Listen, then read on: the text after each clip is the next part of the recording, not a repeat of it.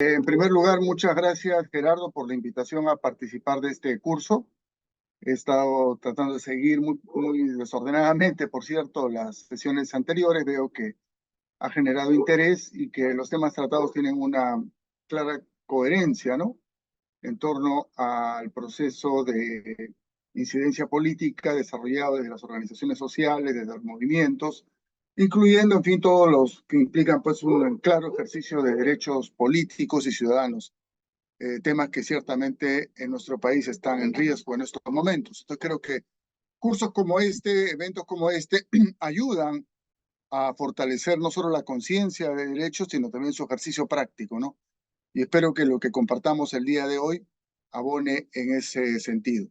Entonces yo voy a hacer una presentación de algunas ideas durante unos 30-35 minutos y después abrimos una ronda de intercambios para buscar esclarecernos mutuamente en torno al significado, al sentido de este asunto que nos convoca esta noche, el tema del fortalecimiento de las organizaciones, las estrategias, las metodologías, las propuestas de fortalecimiento que pueden ser las más adecuadas, las más viables para los distintos tipos de organizaciones en los cuales participemos.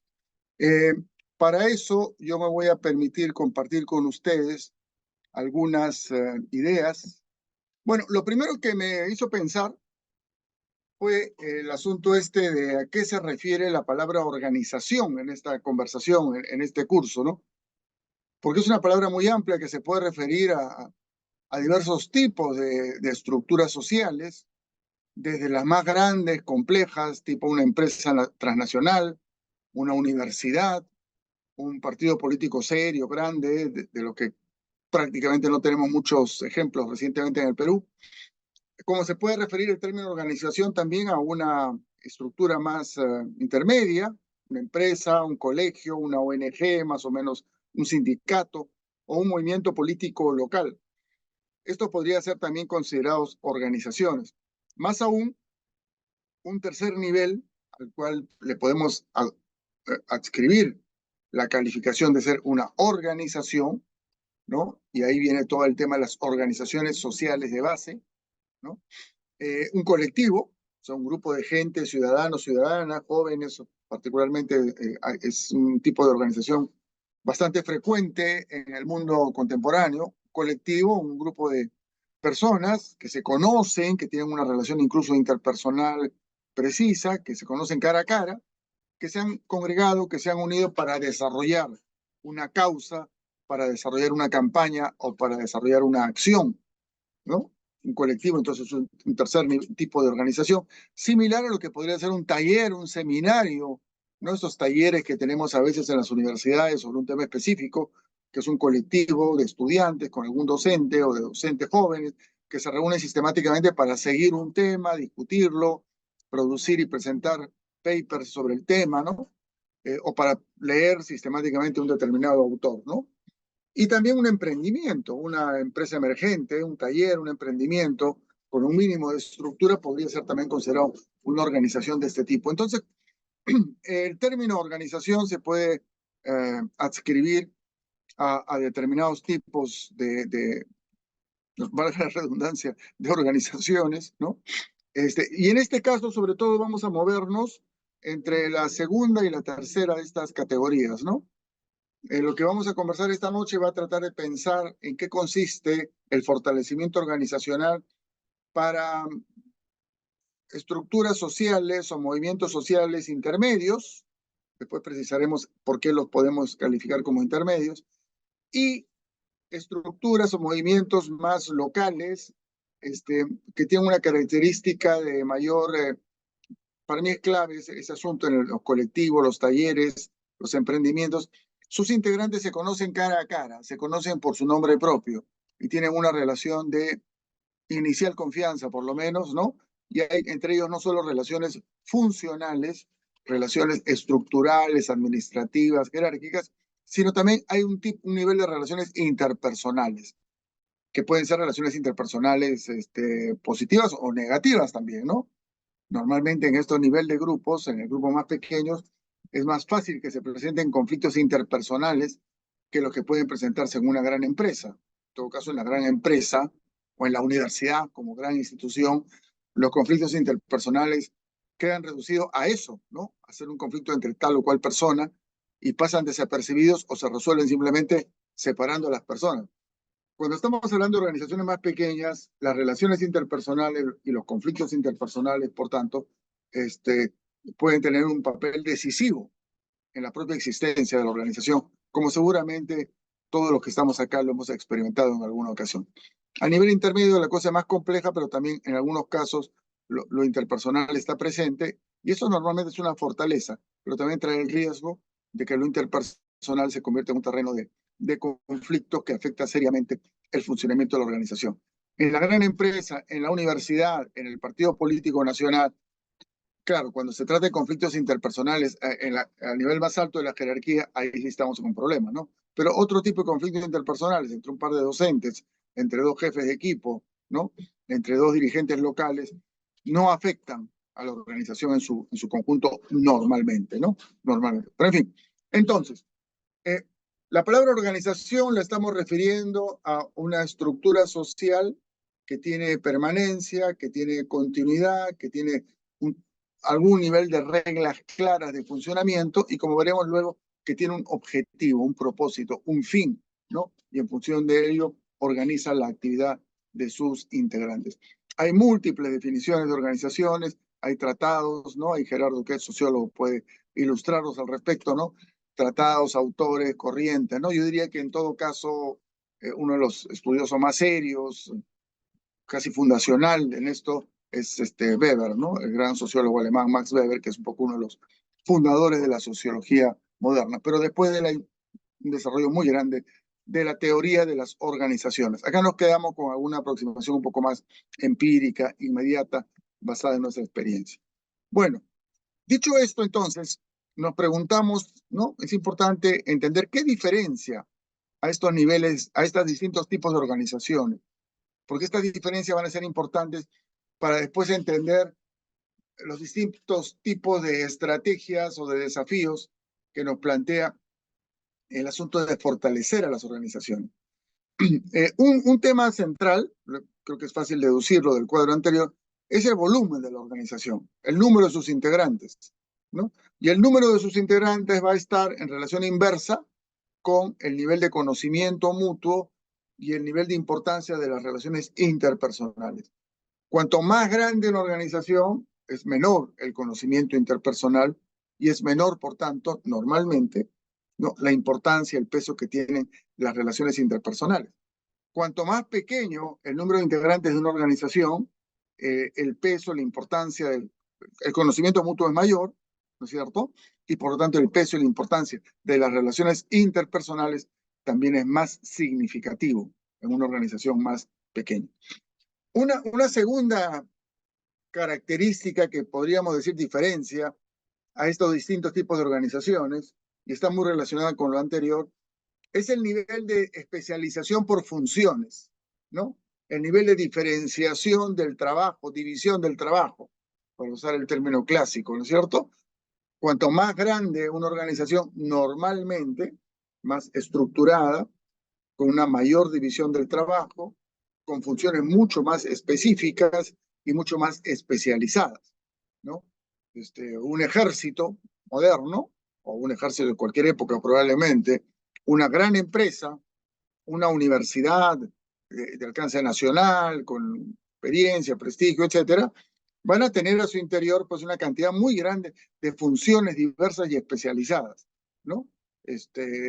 No es factible normalmente mover a la gente de una función a otra, salvo algunos casos en que hay parecidos o cercanías.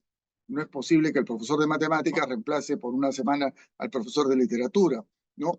O quien se encarga de todo el tema de alimentación, comedor, etcétera, pase a encargarse de la movilidad o viceversa, ¿no? En el caso de una universidad o en una empresa, quien está a cargo de la parte comercial o quienes trabajan en el área comercial o de ventas, difícilmente o sería casi imposible que pasen a ser quienes trabajen en la producción directa, en la cadena productiva de los bienes propiamente dicho, o quienes hacen labores de limpieza y mantenimiento que pasen a cumplir funciones en el área financiera, ¿no? Son funciones especializadas. La empresa es una estructura compleja, diversificada.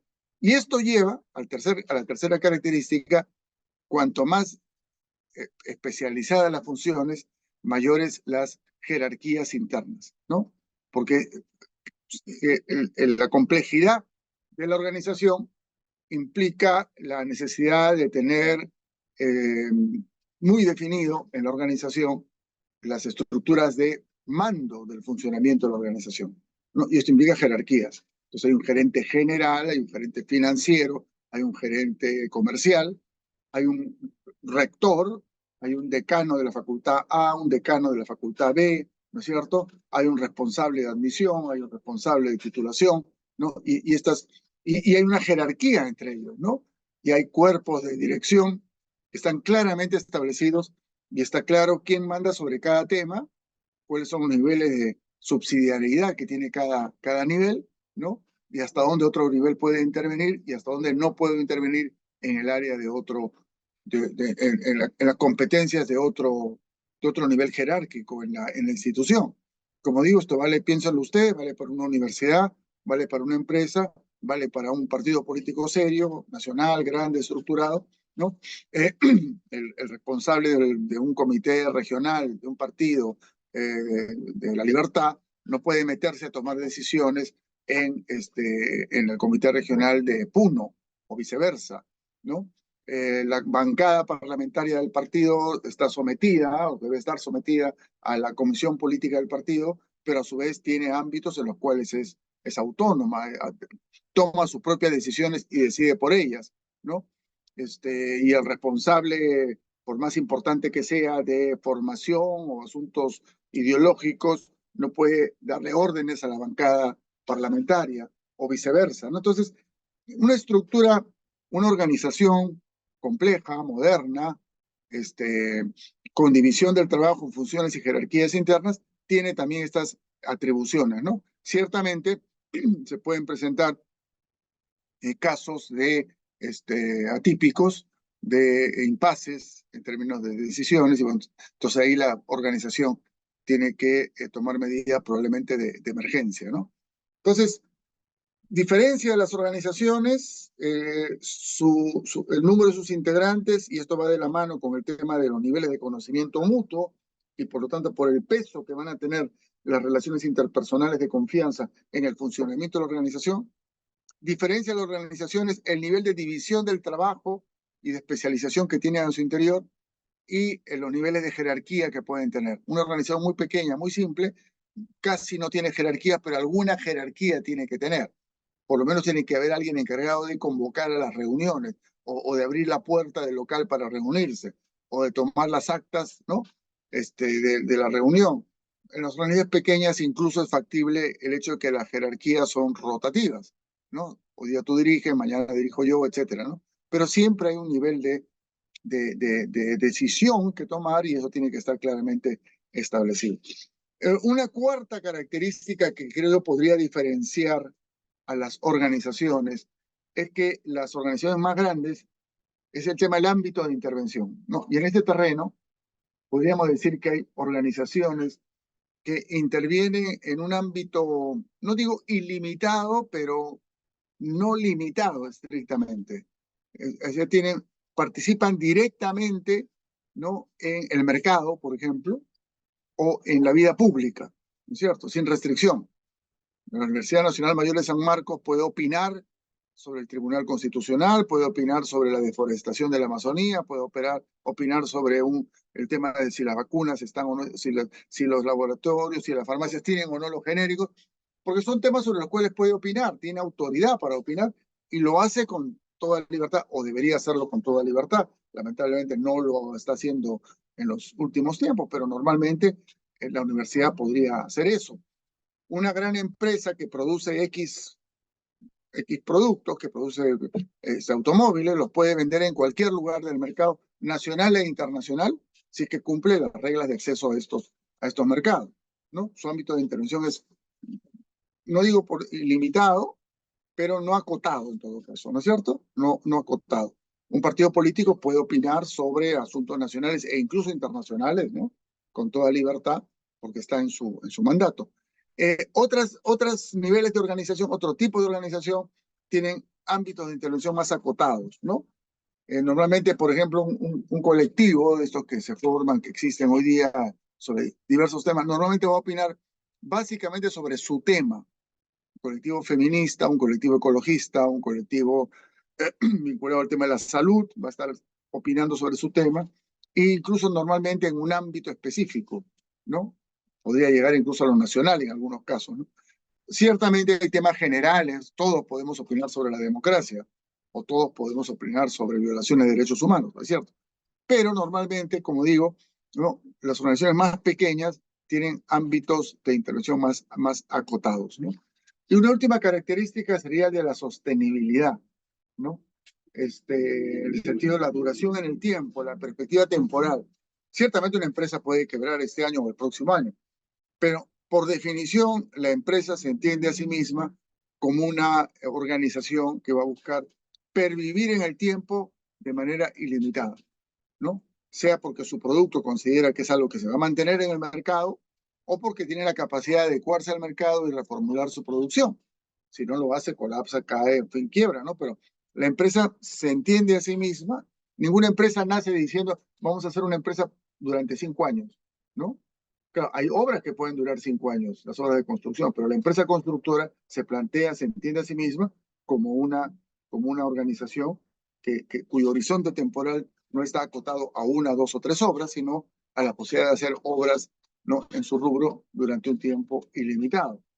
Nadie funda una universidad o participa de una universidad en la idea de que esta universidad va a durar 15 o 20 años, ¿no? La universidad busca durar todo el tiempo que sea posible porque considera que su misión es permanente y que siempre la sociedad va a tener necesidad de profesionales bien formados, de investigaciones bien hechas y de una voz, ¿no? Que, como digo, es una función muy debilitada en nuestras universidades en los últimos años, pero que históricamente siempre ha sido una función propia de las universidades, una voz que opine sobre el curso del país, los grandes problemas del país y que plantea algunos rumbos para la sociedad en su conjunto, ¿no? Y lo mismo decimos de un partido político, nacional, serio, grande, como acá hablamos de recuerdos en el caso peruano y quizás en algún otro país podríamos encontrar eso. Se plantea como portador de un proyecto político de mediano y largo plazo, ¿no? Ningún partido ha nacido para extinguirse en 5 años, aunque lamentablemente en nuestro país tenemos esta mala costumbre o mala historia, ¿no?, de partidos efímeros en base a candidaturas individuales, proyectos parciales, etcétera. Pero en fin, en todo caso el tema de la sostenibilidad, ¿no? En cambio, un taller de investigación, un seminario, se vinculan, se plantean en relación con una obra, con un autor, con un tema, a un tiempo en el que vamos a estar en la universidad, ¿no? Un colectivo, no, claro, tampoco un colectivo se forma para que exista 2 o 3 años, o 5 o 10, pero normalmente la existencia de los colectivos está muy condicionada, por ejemplo, a la permanencia de sus miembros fundadores. Y con todos los temas de movilidad social, laboral, esto no es tan estable en los tiempos recientes, ¿no? Entonces, la sostenibilidad en el tiempo de este nivel más pequeño de organización, ¿no?, que es esta organización más cara a cara, ¿no?, en la cual hay relaciones interpersonales fuertes, en las cuales hay un tema central, ¿no? El plazo más corto puede también durar indefinidamente, y tenemos ejemplos y casos de eso, ¿no? Pero no es lo más frecuente.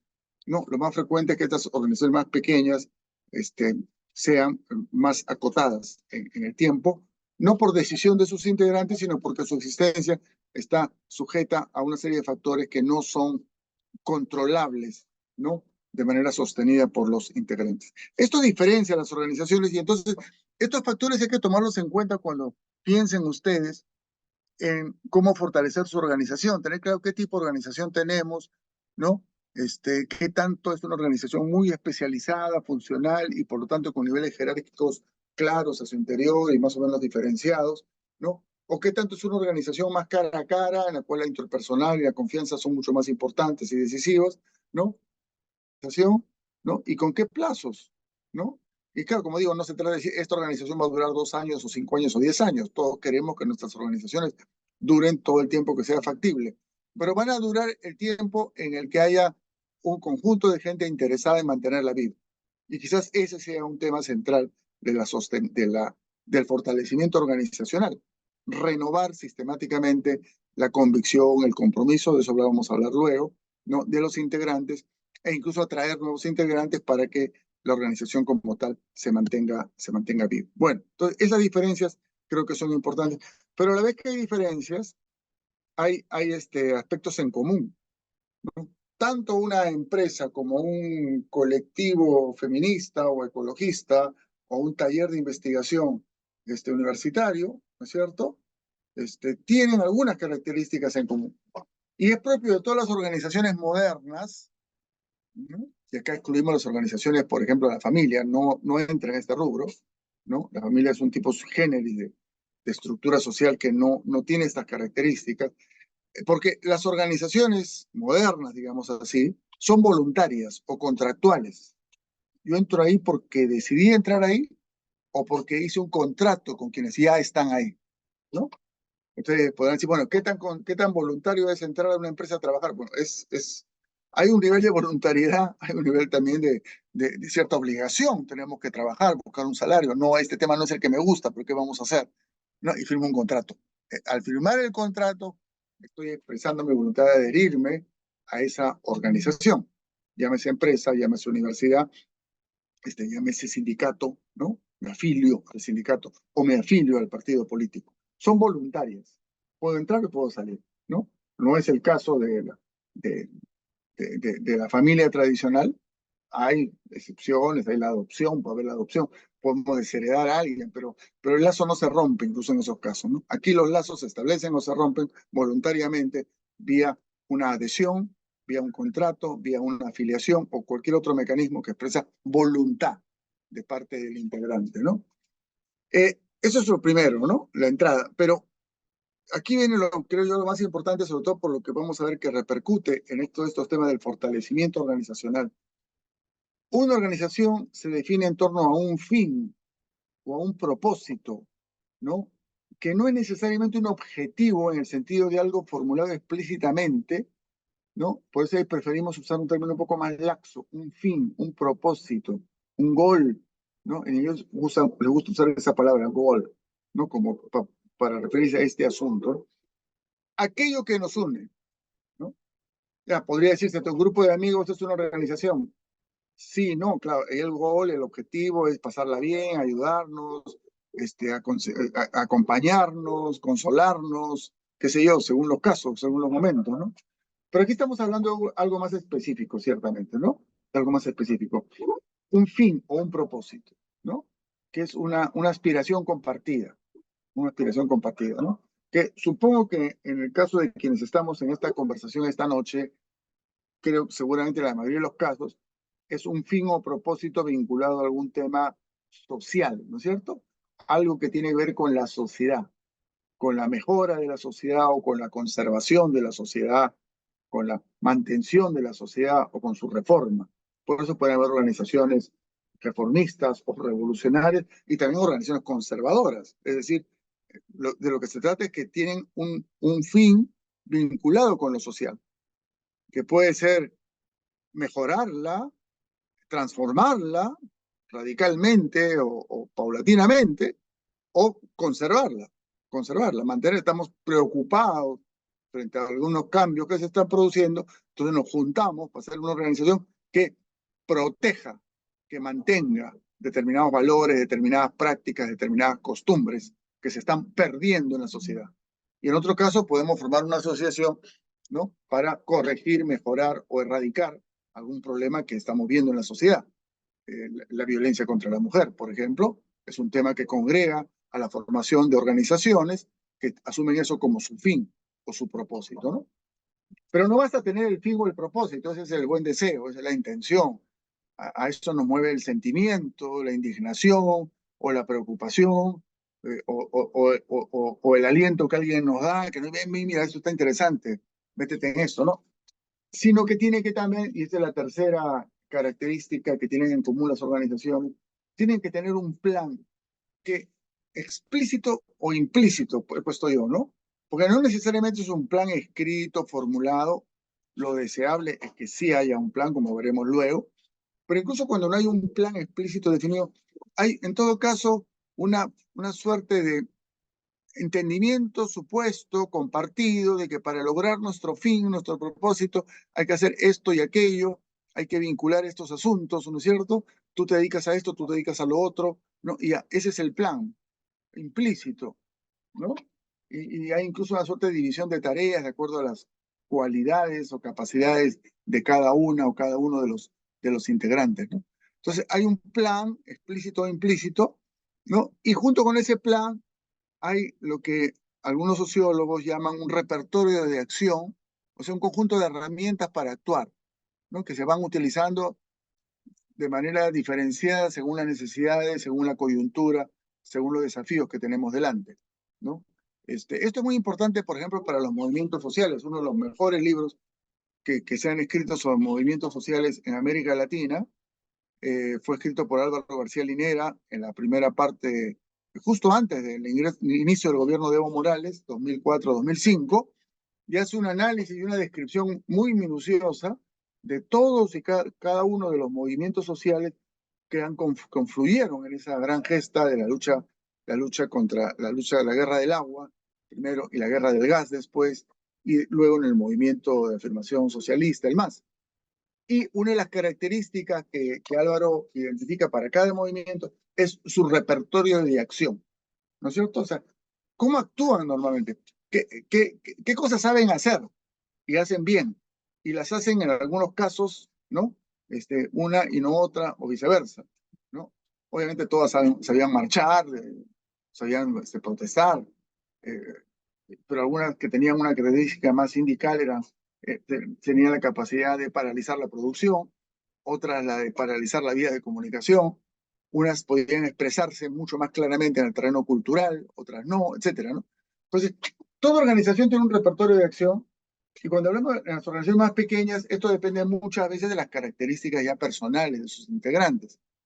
Si en el grupo tenemos un excelente músico, ciertamente parte del repertorio de acción del colectivo será pues la música, ¿no es cierto? O si tenemos un excelente diagramador, caricaturista, será la caricatura, ¿no? O si tenemos un excelente polemista, será el debate, ¿no es cierto? Cuando se trata de estructuras más amplias y más complejas, normalmente tienen claro todo lo que necesitan tener y lo tienen casi definido en el estatuto, ¿no? Un sindicato intermedio, tipo Sedapal, por ejemplo, o, u otro sindicato, ¿no? De un sector más estable, pues tiene un secretario de prensa, un secretario de comunicaciones, un secretario de organización, un secretario de defensa, un secretario de la mujer, ¿no? Etcétera, ¿no? Porque son distintas funciones. Y esas funciones son las que configuran su repertorio de acción.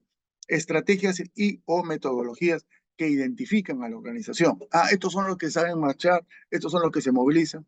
Ahora tenemos, ¿no?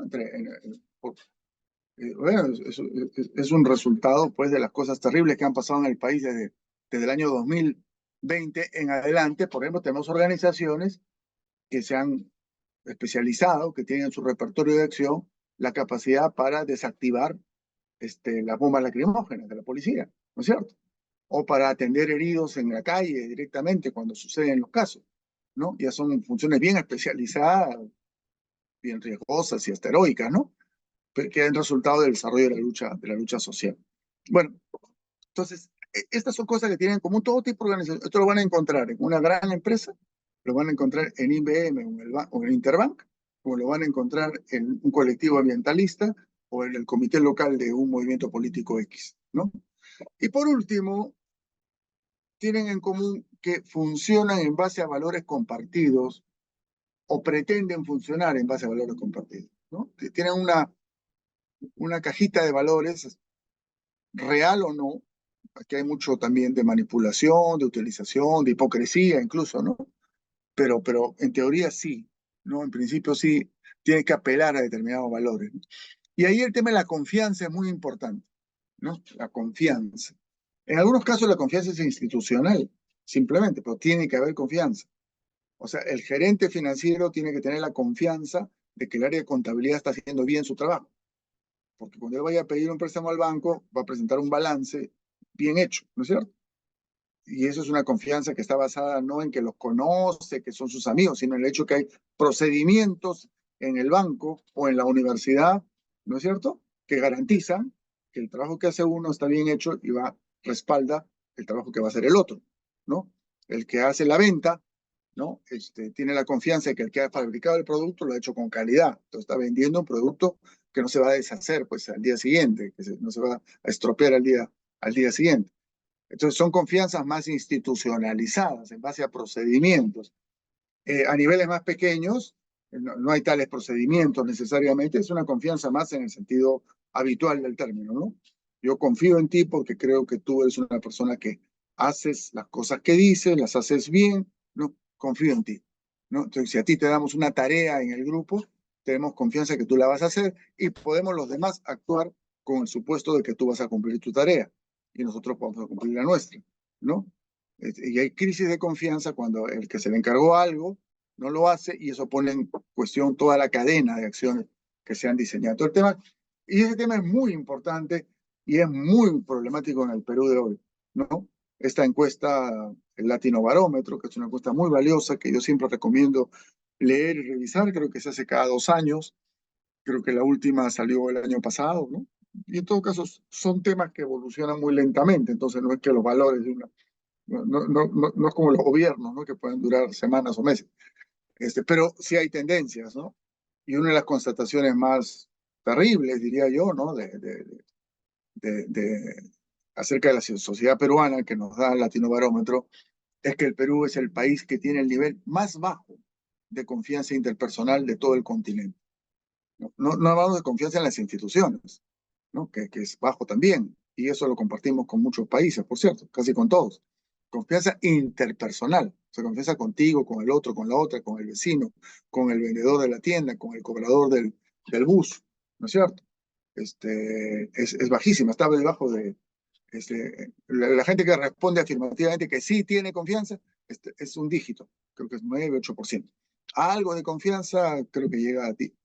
Entre ambos suman 20-25, pero la inmensa mayoría de peruanos tenemos poca o ninguna confianza en los demás, en las demás. Eso es muy serio, es un tema bien de fondo, creo que es fácil de entender, que tiene relación con el proceso social y político que hemos vivido en las últimas décadas, pero es muy serio porque eso afecta muy seriamente a las organizaciones, ¿no? Y como dije al principio, cuanto más pequeñas, dependen mucho más de lo interpersonal, ¿no? En lo interpersonal, el tema de la confianza es un tema fundamental, casi el principal, ¿no? Y si la confianza está tan erosionada, nuestras organizaciones están en una situación precaria muchas veces por este tema. Bien, entonces hasta ahí lo que son las organizaciones y lo que una suerte de tipología, algunos rasgos que las diferencian y algunos rasgos en común. Uy, ya estoy hablando demasiado. A ver, rápidamente, bueno, no es rápidamente porque hay que explicarlo bien, pero de manera mucho más precisa. Fortalecimiento organizacional propiamente dicho, ¿no? Hay un conjunto de técnicas, propuestas, métodos, dinámicas, ¿no?, que se ubican en esto que se llama hoy el team building, la construcción de equipo, ¿no?, que son interesantes, son importantes, ¿no? Recomiendo que hay cantidad de lugares en la web que les van a dar modelos, recetas, propuestas, hay videos, ¿no? Y es útil, es útil eso, ¿no? Las técnicas de construcción de equipo, de team building, para promover la integración funcional de los equipos y de las instituciones, la confianza mutua, la autoestima y el mutuo reconocimiento. Ahí hay todo un conjunto de actividades que se pueden desarrollar, ¿no es cierto? Y esto lo hacen las grandes empresas también y se hacen en los grandes colectivos, ¿no? Grandes, intermedios, pequeños, ¿no? Como digo, yo no tengo nada en contra de eso, participo de eso cuando es necesario en instituciones de las cuales formo parte. Pero yo quería, más que eso, llamar la atención sobre otros factores, otros componentes, ¿no? Y para eso he tratado de revisar rápidamente algunos textos ahí sobre fortalecimiento organizacional, pensando sobre todo en empresas. Hay mucha bibliografía en la web sobre empresas. Eso nos ayuda un poco, pero hay que tomarlo pues hay que hacer una traducción a nuestro tipo de organizaciones que nos motivan a nosotros, ¿no? En todo caso, ¿a qué cosas apuestan las grandes empresas, las grandes instituciones, las grandes organizaciones para fortalecerse, ¿no? Lo primero, creo yo, es interiorización de la meta y su concreción en resultados tangibles, alcanzables y medibles, ¿no? Una gran empresa, una gran corporación, una universidad seria, un partido político organizado, serio, busca que sus integrantes interioricen la meta, el gran propósito, pero no solo eso, sino que esa meta la vinculen con resultados tangibles, alcanzables y medibles, ¿no? Y otra característica más, ¿no? Pues solo que sean tangibles. O sea, un resultado no puede ser fortalecer la autoestima de la gente, por ejemplo, ¿no es cierto? Un resultado no puede ser difundir el conocimiento de la historia del Perú, ¿no? Eso no es un resultado, eso es más una intención. Un resultado es lograr que en este año nuestros productos, nuestro contenido, nuestros mensajes lleguen a 50 colegios, a tantas personas, ocupen tanto tiempo en los medios de comunicación, impacten en tantas personas, incidan para que se genere una ley, un decreto, un dispositivo o lo que sea, ¿no es cierto? Entonces, la meta y su concreción y los dos asuntos de la mano, no solamente resultados sin meta, porque la meta es lo que te da un poco más de aliento histórico, esta dimensión, se usa la palabra, ¿no? Más utópica de las intervenciones y de las organizaciones. Aquello que queremos alcanzar, aun cuando sabemos que nunca lo terminaremos de alcanzar, pero hacia ahí apuntamos, ¿no es cierto? Hacia ahí apuntamos. Hay una imagen que no nos sirve a nosotros del hemisferio sur, pero que sirve mucho en el hemisferio norte. La estrella polar, ¿no? En el hemisferio norte, la referencia a los navegantes de milenios es la estrella polar, una estrella que hay por ahí que es muy luminosa y que justamente coincide con el polo norte. Entonces, nunca vas a alcanzar la estrella polar, pero el navegante siempre apunta en la dirección de la estrella polar o se mueve en relación con esa dirección. Entonces, la meta y su concreción. O sea, ya, está bien, está la estrella polar, pero ¿y cómo? ¿Y eso para qué? ¿No es cierto? Ya, llegar al siguiente puerto. ¿Cuál es el siguiente puerto al que quiero llegar? Y la meta y el resultado es llegar al puerto. Ya, el día que cuando llego y desembarco, ya cumplí la meta. Y de ahí vendrá la siguiente meta, el otro puerto o lo que sea, ¿no? Entonces, que sean tangibles, que sean alcanzables, que no sean ficciones, ¿no es cierto? Y que sean medibles, y que yo pueda decir, bueno, sí, lo logramos, pero el 60%, o lo logramos al 100%, o sobrepasamos el resultado, ¿no es cierto? Entonces, eso todas las empresas grandes bueno, y un partido político, entonces una campaña electoral quiere, qué sé yo, cambiar el país o mantener el país tal como está, esa es su meta, pero lo que quiere es ganar la presidencia o llegar a tener tantos diputados o tantos senadores o tantos alcaldes, ¿no? Y podrá luego medir si pues avanzamos o no avanzamos en función de metas, resultados que son tangibles, alcanzables y medibles. Ahora, para que eso sea, eso es lo primero que tiene que tener un proyecto de fortalecimiento organizacional, ¿no es cierto? Claridad en la meta y claridad en los objetivos y articulación entre ambos. Y esto tiene que llevar a un plan estratégico. Esto es clave, el plan estratégico. Se ha puesto de moda y se hacen ejercicios de plan estratégico y qué sé yo, pues en el Estado, todas las instancias del Estado tienen planes estratégicos. Algunos son un saludo a la bandera, son un chiste, ¿no?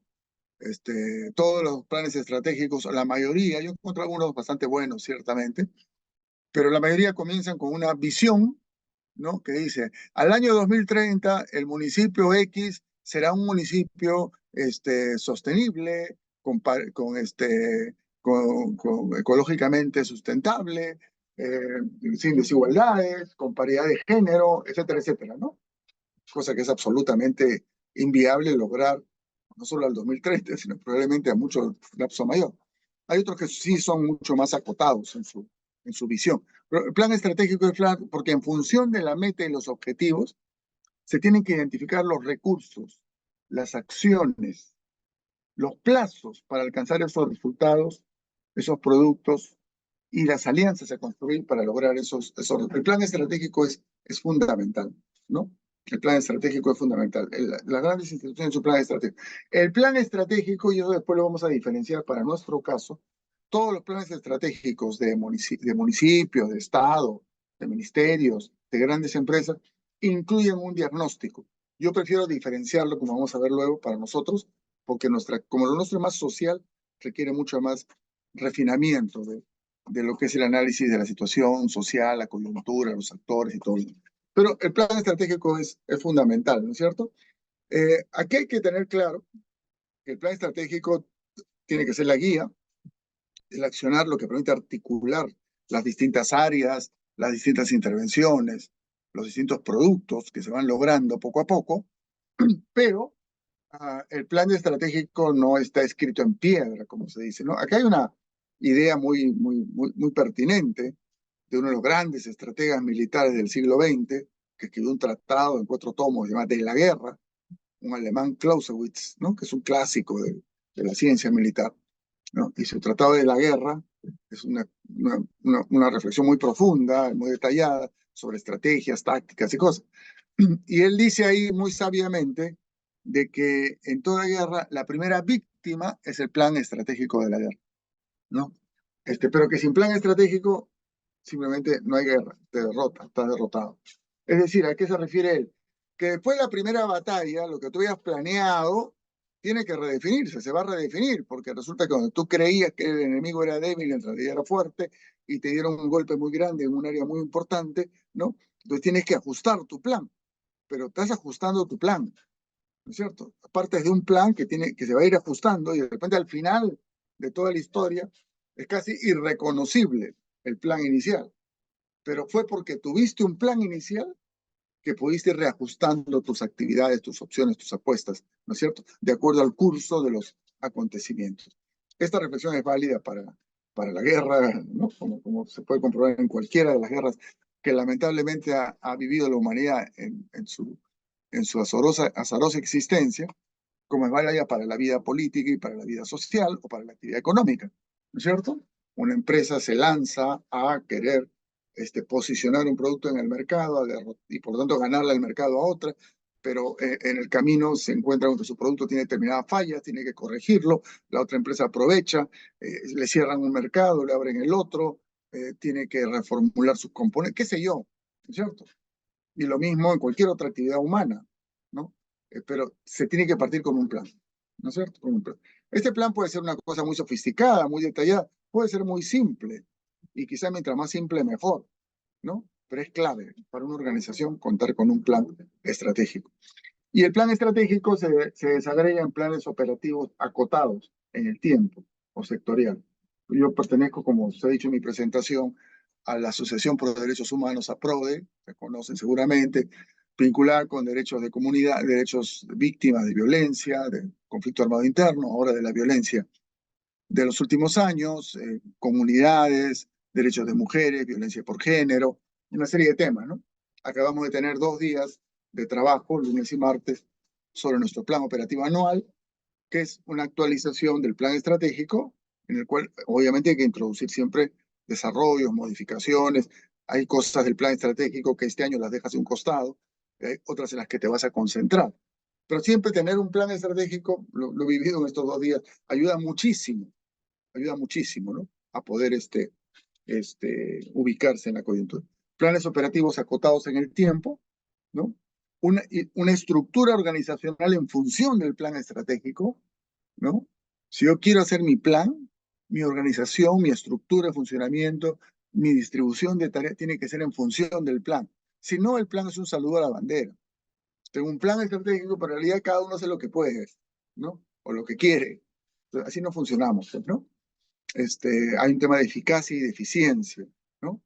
Eficacia es la capacidad de alcanzar las metas y la eficiencia es hacerlo con el menor uso de recursos posible. Eficacia y eficiencia. Y para eso el plan es fundamental. Y la estructura organizacional tiene que estar clara. Eh, Todo eso tienen todas las instituciones grandes, como digo, las organizaciones grandes, tienen mecanismos de medición y monitoreo, revisión y ajuste permanente del plan estratégico y los planes operativos, ¿no? Es bien interesante, yo lo detecté hace un tiempo, lo puse por ahí en un texto y estoy seguro que la afirmación central se mantiene, ¿no? Fíjense ustedes, en un mundo en el cual el neoliberalismo ha introducido la idea de que la planificación es mala, de que querer intervenir en la espontaneidad de la vida humana es nocivo, que siempre tiene consecuencias, que siempre las consecuencias imprevistas y negativas son mayores que las consecuencias deseadas, ¿no es cierto? Y que por lo tanto hay que dejar todo, ¿no? En manos de la mano invisible del mercado. En este mundo, todas las grandes empresas gastan miles de millones de dólares en un área que se llama desarrollo y planeamiento. Yo me acuerdo, yo encontré la cifra, IBM gastaba, hace ya un par de décadas, 6.000 millones de dólares anuales en investigación, planeamiento y desarrollo, ¿no es cierto? En prever qué se viene, qué va a pasar con sus productos, captar y recoger qué cosas están apareciendo en la ciencia, ver cómo esas cosas se pueden incorporar en la producción, pensar en la siguiente generación de productos, no en la actual, sino en la siguiente. Eso es planeamiento, ¿no? Y eso lo hace la Coca-Cola, eso lo hace la IBM, eso lo hace, obviamente, mucho más todavía, Microsoft y todas las gama de corporaciones que están en el mundo de las tecnologías, de las nuevas tecnologías. Y lo hacen los estados, por supuesto, y lo hace el Departamento de Estado, y lo hace la CIA, y lo hace la KGB, y lo hace todo el que quiera sacar adelante algo en este planeta, tiene que dedicar recursos importantes a medir, a evaluar, medir, prever, planificar y decidir su acción. Y ciertamente tener la capacidad de irse redefiniendo, porque lo que se pensó en primer momento no necesariamente se plantea en el siguiente. Bien, y por último, todas las grandes organizaciones le dan mucha importancia y cada vez más, eso es un dato nuevo, ¿no? Tiene que ver con digamos, giro gramsciano que se ha producido en la cultura contemporánea, ¿no? La ultraderecha incluso se ha vuelto gramsciana porque, bueno, no es que ha descubierto, pero ha revalorado el papel de la ideología, la cultura, los símbolos, los valores en la construcción de los sujetos sociales. Entonces, la importancia de la identidad, ¿no? Y la lealtad a la identidad. Y la importancia de estímulos materiales y sobre todo simbólicos para reforzar la identidad, ¿no? Que te sientas que esta es tu empresa. Ese es el rollo. Lo podemos ver en cualquiera de los supermercados, sobre todo de la cadena Wow Metro, ¿no? Esta idea de el trabajador y no es el trabajador, es el colaborador, ¿no? Y cada semana, cada mes hay el colaborador de la semana, el colaborador del mes, ¿no es cierto? El que, el que hizo más esfuerzo o aportó más en ventas o lo que sea, ¿no es cierto? Eso es parte de lo que hacen las... Entonces, en función de todo eso, es que para organizaciones de la sociedad civil, muchas de las cosas las hemos ido adelantando, entonces espero no detenerme mucho recapitulando, ¿no? Que son organizaciones que están entre movimientos, o sea, un nivel intermedio, un movimiento, un sindicato, una federación, ¿no es cierto? Una organización territorial, y a lo más pequeño, los colectivos, ¿no es cierto? Los colectivos, un taller, un colectivo, un seminario permanente, ¿no? Ese tipo de cosas. Ahí creo que están las organizaciones de quienes estamos conversando esta noche. En todo caso, luego en la conversación pues, se podrá presentarse algún caso diferente. Primera cuestión a tener en cuenta para el fortalecimiento. Tener claridad de fin o propósito, el fin o el propósito, tenerlo claro. Y tenerlo claro no es simplemente tenerlo en un papelito, en una frase, somos ecologistas, o somos feministas, o somos socialistas, o somos demócratas, ¿no? O estamos contra no sé qué y no sé cuánto. No. Tenemos que ser capaces de estar sistemáticamente alimentando nuestro fin y nuestro propósito, afinarlo, alimentarlo, discutirlo. Esto es muy importante y esto se ha debilitado seriamente en las últimas décadas por una preeminencia de un activismo en torno a temas específicos, que no es malo. En muchos casos es más eficaz que otros tipos de activismos más generalistas en otro momento. Pero no basta decir soy feminista, soy ecologista, soy demócrata. Tengo que entender cada vez más y mejor qué significa eso y asumirlo con más fuerza. No basta la buena voluntad o la indignación. Ahí hay dos autores peruanos del siglo XX, Salazar Bondi y el filósofo José María Arguedas, que coincidieron en la misma idea. Está en un discurso de Salazar Bondi y en el famoso discurso de José María Arguedas al recibir el premio Garcilaso de la Vega, no soy un aculturado, ¿no? Él dice, bueno, esto que viví me despertó la indignación, dice Arguedas. Y Salazar Bondi dice prácticamente lo mismo. Pero ambos dicen, pero eso no basta, ¿no? Salazar Bondi dice, eso no basta. Es necesario darle razón a la pasión, ¿no es cierto? Y Arguedas lo que dice en su discurso es, pero fue leyendo a Lenin y a Mariátegui, ¿no?, que descubrió un orden racional para las cosas, ¿no? Entonces, eso es clave. Y lo digo en particular porque ahora las peleas en las que estamos en todos los temas en los que podemos estar comprometidos, ¿no? Son peleas que estamos recibiendo cuestionamientos muy serios a los fundamentos mismos de nuestras causas, ¿no? A los fundamentos mismos de nuestras causas. O sea, hoy día se discute si somos iguales. Hoy día se discute si valemos lo mismo, ¿no? Hoy día se discute si, ¿no? Si la mujer es igual que el hombre en términos de derechos, se discute si los palestinos valen tanto como los israelíes, eso está en discusión. En otro momento podíamos suponer, de repente era una exageración suponerlo, pero se podía suponer de que ya habían consensos básicos y en esos consensos básicos nuestra acción social apuntaba a seguir avanzando. Ahora la ofensiva es muy profunda y por lo tanto la necesidad de afinar, alimentar, discutir el contenido de nuestro fin, de nuestro propósito, de nuestras causas, es muy importante. Si no lo hacemos, nos arrasan, ¿no? Y ahí hay que tener componentes intelectuales, digamos así, aprender entre nosotras, nosotros, invitar a otros que nos pueden compartir otros aprendizajes y componentes motivacionales también, ¿no? La parte emotiva es muy importante en esto del compromiso con el fin, con el propósito, sea el que sea, ¿no? Porque hoy lo que está en cuestión son nuestros propios fundamentos, ¿no? Está en discusión qué cosa es libertad. Eso que piensa mi ley, es lo que a cada uno le, o es otra cosa la libertad. En otro momento podíamos suponer que la libertad era un nivel de autorrealización responsable, que incluía la solidaridad. Hoy no, o si eres libre, no eres solidario. La solidaridad, en otro momento podríamos suponer que hay algo de solidaridad, ¿no? Más o menos se había consensuado, por lo menos en algunos sectores. Hoy día eso está en cuestión. Entonces, este es un primer elemento importante, ¿no? Un segundo elemento para el fortalecimiento de las organizaciones es tener una lectura compartida de la realidad. Esto que les decía antes, que en los planes estratégicos normalmente es un elemento, yo prefiero ponerlo separado, ¿no?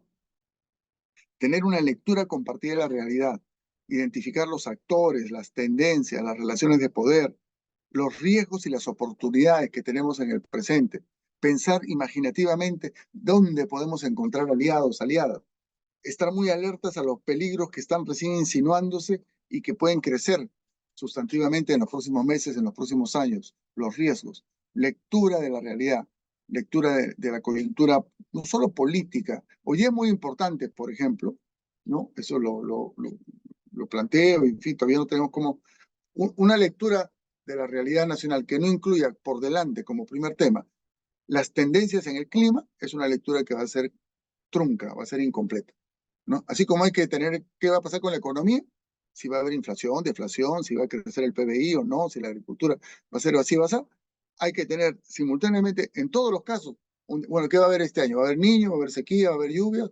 Porque eso va a tener un impacto en la vida social tan importante como las decisiones del Banco Central de Reserva sobre la tasa de interés, el encaje y todo lo demás. Entonces, una lectura comprensiva de la realidad para ubicar ahí nuestra acción. Identificar los actores, ¿no?, con los cuales nos relacionamos, sea en términos positivos o en términos más bien negativos. La fuerza de cada uno de ellos, sus alianzas, sus argumentos, ¿no? Tener un manejo del escenario. Y esto, dicho sea de paso, no tenerlo de manera estática, sino irlo actualizando permanentemente. Cualquier organización debe tener un espacio de análisis de coyuntura integral con cierta periodicidad, ¿no? Aun cuando su tema aparezca totalmente aparentemente desvinculado de la coyuntura, ¿no? Porque no hay tema que no se vea afectado por las tendencias de lo que pasa en la coyuntura, y la coyuntura no es ni por asomo en lo que pasa en el Congreso, eso es la parte menos importante de la coyuntura, creo yo, pero es importante también, ¿no? Sino lo que está pasando en la sociedad, lo que está pasando en la economía, lo que está pasando con las economías informales e ilegales, lo que está pasando con el clima, lo que está pasando con la demografía, la población se está moviendo. Miren todo lo que ha implicado como impacto en la situación peruana la migración venezolana en el Perú, ¿no es cierto? ¿Quién lo previó? Nadie lo previó. Comenzaron a llegar, algunos lo recibieron bien, otros no bien, y se ha convertido en un factor muy importante en una serie de aspectos de la vida nacional, ¿no? Entonces, si alguien quiere hacer políticas educativas o políticas de salud o políticas de vivienda o políticas de prevención de enfermedades, o políticas de seguridad, no puede prescindir de analizar el impacto que tiene la migración venezolana en cada uno de esos asuntos. Y si nuestro movimiento tiene como su tema alguno de esos temas, tiene que incluir en su análisis también ese factor.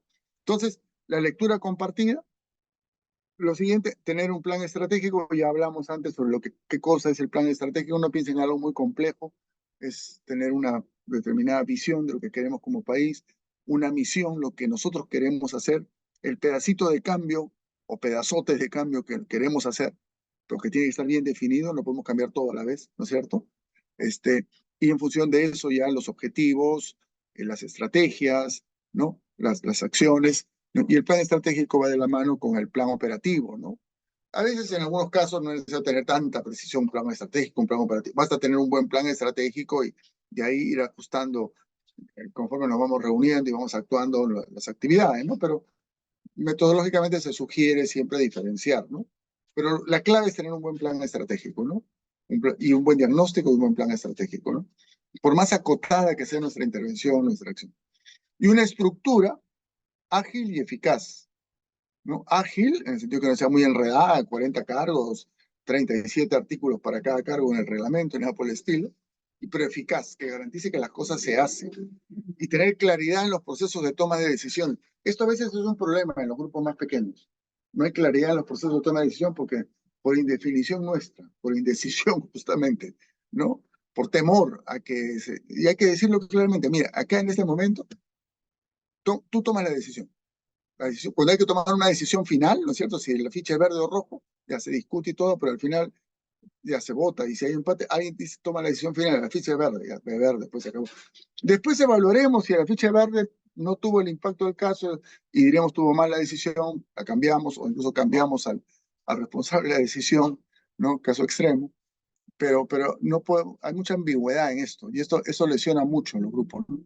Hay una tendencia natural, entendible, a cierta, por la propia característica de nuestros movimientos, que suelen ser más bien movimientos con un fuerte aliento, pues, liberador, emancipador, ¿no es cierto? Una cierta animadversión, predisposición, sospecha de las jerarquías, ¿no? Y de la autoridad misma. Está bien, pero no hay que exagerar, ¿no? En toda acción humana se requiere orden, organización y decisiones, ¿no es cierto? Decisiones, toma de decisiones, ¿no? Lo otro es muy costoso, es muy costoso. Cuando no hay plan, los costos son inmensos y cuando no hay mecanismo de toma de decisiones, también los costos son inmensos. Hay un ejemplo histórico que yo pongo con frecuencia, ¿no? En la Guerra Civil Española, ustedes saben, una fuerte presencia anarquista, ¿no? Que le puso un componente libertario muy fuerte a los movimientos, pero que también fueron responsables de los peores excesos que hubo en la Guerra Civil Española. Pero en fin, pero eran muy coherentes, muy consecuentes, ¿no? Y en determinado momento de la guerra se formó una brigada que fue famosa, la Brigada Durruti, en honor al nombre de un dirigente anarquista que había sido asesinado en Barcelona, Durruti. Y esta brigada de Durruti era excepcional en el combate, eran los más arrojados, nunca retrocedían, pero tenían un problema, no había jerarquía a su interior. Entonces cada cierto tiempo se paraban, se detenían, hacían una especie de asamblea en plena batalla, cambiaban al coordinador, al responsable, lo que sea, ponían otro, ¿no? Y claro, terminaron prácticamente exterminados en la Guerra Civil Española, ¿no? Los anarquistas, porque no puede ser una guerra así, pues no. Algo de orden tiene que haber, tiene un plan, tiene que haber alguien que tome decisión, alguien que ordene avanzar o retroceder, cosas por el estilo, ¿no? Entonces creo que esas cosas tenemos que manejarlas bien, con transparencia, decidir claramente, y hay momentos en los que se tiene que tomar decisión y después se evalúa, después se evaluará si el que tomó la decisión la hizo bien o mal, pero no puedo estar discutiendo en el momento mismo, ¿no? Cada cosa que se hace. Bueno, eso es la estructura, la decisión. Esto que les decía antes, monitorear, evaluar el escenario de intervención en relación al contexto global, revisar y ajustar el mapa del poder, la correlación de fuerzas, el plan operativo, ¿no? Esos son componentes de lo que yo llamaría un proceso de fortalecimiento organizacional de organizaciones de la sociedad civil, sean estas medianas o pequeñas, movimientos o colectivos, sindicatos, federaciones, coaliciones, ¿no? Claro, las coaliciones son más laxas, entonces esto del plan, por ejemplo, no es tan fuerte en eso, ni la estructura. Y un último asunto muy importante es los momentos de integración. Momentos de integración. Toda organización requiere tener momentos fuertes de integración. Ya mencioné antes que hay dinámicas, metodologías importantes y valiosas para eso, pero ya de un punto de vista más social y político, de una lógica de cambio, creo que toda organización debería tener algo así como su calendario de conmemoraciones, sus figuras icónicas, sus referentes, materiales y simbólicos, personales y colectivos, ¿no es cierto? Si somos feministas, bueno, las grandes feministas de la historia peruana, de la historia global, sus fechas, ¿no? Y cada cierto tiempo recordar, leer un texto de alguna de ellas, o si somos ambientalistas lo mismo, o si somos socialistas lo mismo, ¿no? Mariate, y ahora se ha celebrado mucho lo de Lenin por el centenario de su muerte. Cada uno en su agenda, ¿no es cierto? En su agenda, porque eso cohesiona y el sentido de continuidad histórica es muy importante. No somos el origen de nada, ni ustedes, ni yo, ni la generación de ustedes, los más jóvenes, ni mi generación. Somos los continuadores, renovadores también seguramente, pero continuadores de tradiciones muy históricas en nuestro país y en el mundo. Nuestros procesos de cambio, nuestros proyectos de cambio se nutren de una historia muy rica y esa historia, recuperarla, nos fortalece, ¿no? No nos oprime, al contrario, nos fortalece y nos alienta a seguir hacia adelante. Bueno, he hablado casi una hora, pensaba hablar menos, pero ahí está. En todo caso, gracias por la invitación, reitero, y hagamos pues un intercambio hasta donde podamos, hasta donde la noche nos soporte. Yo por lo menos no tengo limitación, pero sí hay que ser prudentes también en el uso del tiempo, ¿no? Hasta ahí, Gerardo, gracias. Muchas gracias, estimado Eduardo.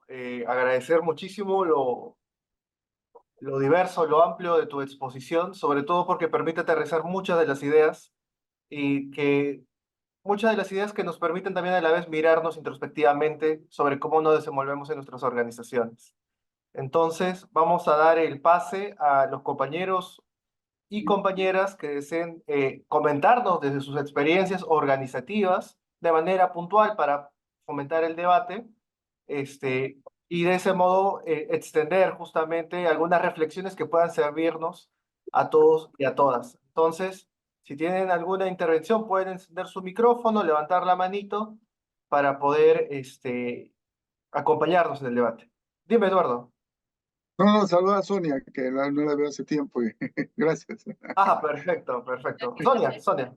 ya que el compañero me dio la palabra prácticamente, ¿cómo anda? Buenas noches, compañero. Un gustazo escucharlo como siempre. La verdad que yo sigo aprendiendo con vos y me sigo sorprendiendo la capacidad de, de experiencia y desde la forma, desde una educación muy sencilla y digo yo, desde la formación popular, llegar a este punto de por más que seamos académicos, tenemos una cuestión de comprensión rápidamente y es importante llevar esa herramienta que usted acaba de brindar. Eh, la verdad que trajo un punto muy interesante que es esto que usted decía sobre el plan estratégico y el plan operativo, que bueno, en este caso, en Argentina, creo que usted debe saberlo también, estamos pasando momentos muy difíciles, ¿no? Y tenemos un presidente que en el cual su plan estratégico, primero no tiene un equipo de trabajo, tiene, no sé, cualquier cosa, porque ninguno de ellos tiene como un trabajo concreto, no hay una experticia en ninguno de ellos. Y también es como que se genera, entiendo que es la destrucción por la destrucción del Estado. Yo es lo que eso mayormente se ha estado debatiendo dentro de la parte política, sindical y sociales de acá de Argentina. Pero lo que mayormente en este momento lo que nos está pasando, y esto lo traigo a cotación, es que a raíz de toda esta crisis también es como que en este momento el movimiento de mujeres se está conformando en generar como actores preponderantes, actrices preponderantes de este momento para poder tomar, como se dice, la guía, porque en este momento ni siquiera el peronismo está diciendo nada. O sea, no hay nadie que tome la batuta de esta tremenda situación que está pasando. Entonces es como que la sociedad está como ida, todavía no cae, como dicen acá, no la ven, que es el relato comunicacional que todo el tiempo pone el actual presidente. Entonces es como que lo que observamos acá es, bueno, empecemos a armar estrategias de organización más política, pero con una visión más horizontal, porque justamente acá en Argentina lo que usted acaba de decir es esto, ¿no? De que se habla de la libertad, pero sin solidaridad. Y en este caso, Argentina es un país bastante solidario en muchos sentidos. Entonces es como que, bueno, a ver, trabajemos, porque en este sentido de poder trabajar lo colectivo, trabajarlo de manera horizontal y trabajarlo también desde los equipos de trabajo, pero más transversales a una mirada, no digo un feminismo ni progresista, ni un feminismo radicalizado, sino una construcción de feminismo en el cual sea para una perspectiva de igualdad para todos y todas, ¿no? Entonces, acá se está dando eso, estamos organizándonos distintas organizaciones de mujeres y también de hombres, o sea, de distintas participantes, incluso también de las diversidades, para poder generar por ahí armar como una agenda para poder ir contrarrestando a lo que está pasando, porque también tiene que ver con eso, que tenemos que tener equipos de trabajo comunicacionales, organizacionales, equipos específicos para poder llegar al impacto que uno quiere tener a nivel más meso, macro, micro, meso y macro, ¿no? Eso desde un lado. Y también hoy en día la coyuntura que nos está pasando es que usted dijo algo también que nos está atravesando hoy mismo, que es el medio ambiente. La niña y el niño nos ha golpeado en todo sentido. Argentina prácticamente está inundada de agua. Y la verdad que es triste ver que un Estado no es presente. No presente o no quiere estar presente. Directamente la coyuntura que vivimos, y creo que lo he estado comentando todo el tiempo en las intervenciones que he podido estar dando con los compañeros, compañeras, me pasa bueno, que no hay un apoyo en ningún sentido para la sociedad. Pero bueno, más allá de eso, a mí me genera una pregunta que quería hacerle. Era, usted había planteado que obviamente los equipos de trabajo o las herramientas de equipo de trabajo para tener después una organización más ahí política o depende del alcance que podamos tener, habló sobre una palabra en inglés, perdón, que no me acuerdo, creo que era, no me acuerdo, pero era interesante que la verdad que me gustaría saber si de esa estrategia que mayormente es empresariales, o también esa estrategia también puede ir para política o para organizaciones sociales, porque eso es lo que no me quedó un poco claro en el sentido de cuando usted hablaba sobre el Tulkin, no me acuerdo el nombre, perdón, no me acuerdo. Es, Eh, es no, team building, que es construir equipo, construir equipo. exacto, claro, eso yo lo he escuchado mucho en las empresas, pero a mí lo que me interesaría saber es esa construcción de equipo también se puede, por ahí lo estoy escuchando o lo he armado de otra manera, pero también se puede plantear desde organizaciones políticas horizontales, porque a veces la horizontalidad, o sea, cuando uno quiere trabajar lo colectivo o decisiones colectivas o toma decisiones de manera horizontal, es muy difícil. Lo planteo porque yo vengo desde una cooperativa de trabajo donde también nos hemos conformado 8 años, en 8 años recién nos hemos conformado como cooperativa y son decisiones muy a largo plazo, pero lo que yo quería saber era eso, que también se puede dar en este tipo de organizaciones donde se trabaja más la horizontalidad o concretamente ese trabajo es para las organizaciones o empresas más verticales. Esa es mi pregunta. Perdón que haya dado tanta vuelta.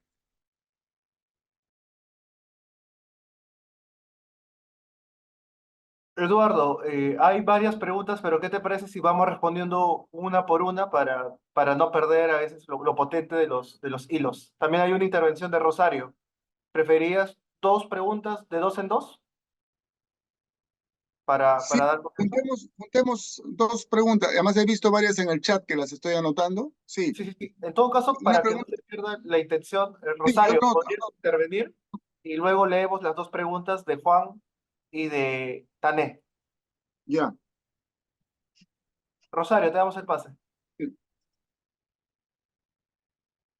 Ay, yo tengo que intentar olvidarme, pero si no después como, bueno, ¿se escucha bien en primer lugar? Sí, se te escucha. Genial. A ver, son varios puntos, pero voy a tratar de ser breve. A ver, uno primero tiene que ver con la importancia que haya resaltado la necesidad de algún tipo de jerarquía y orden, porque efectivamente, pues como bien ha dicho, la sospecha a las jerarquías o la eh, ir en contra de eso, ¿no? A veces nos resta mucho, ¿no? Particularmente en Cajamarca, donde estoy activando hace ya varios años, este intento de querer ser asamblearia, horizontal, no tuvo mucho éxito inicialmente, ¿no? Más aún en un contexto donde estaban los compañeros, compañeras mucho más habituados a que hubiera un líder y sus voluntarios, ¿no? No una estructura organizativa en la cual fuera como algo en que todos tomaban decisiones de forma colectiva, sino era más bien, como digo, el proyecto individual de alguien en el cual sumaban voluntarios por una fecha u otra, ¿no? Entonces, repensar eso un poco, o de qué forma se puede equilibrar estas dos cosas contrarias, ¿no? Por un lado, la apuesta por espacios más horizontales y colectivos y la necesidad de cierta jerarquía, ¿no? En ciertos contextos en particular. Lo otro, rápido nomás, y después quizás puedo volver a intervenir si hay tiempo, es sobre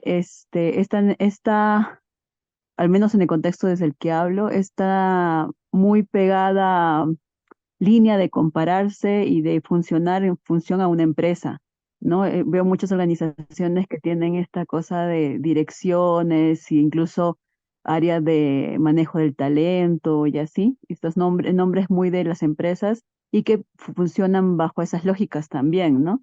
Que reproducen obviamente ciertos sentidos no tan comunes y que incluso se confunden mucho las organizaciones sociales, lo que es y la sociedad civil en general, porque hay, hay, por ejemplo, grupos que empiezan a hacer emprendimientos sociales o consultoras que quieren presentarse a concursos del Estado, pero como son de jóvenes, a veces luego se presentan también como grupos juveniles o como organizaciones de sociedad civil, pero hay un conflicto de interés si tú estás en una capacitación, por ejemplo, o en un espacio de participación de sociedad civil, pero a la vez quieres tener, no sé, pues participación en un contrato o algo, ¿no?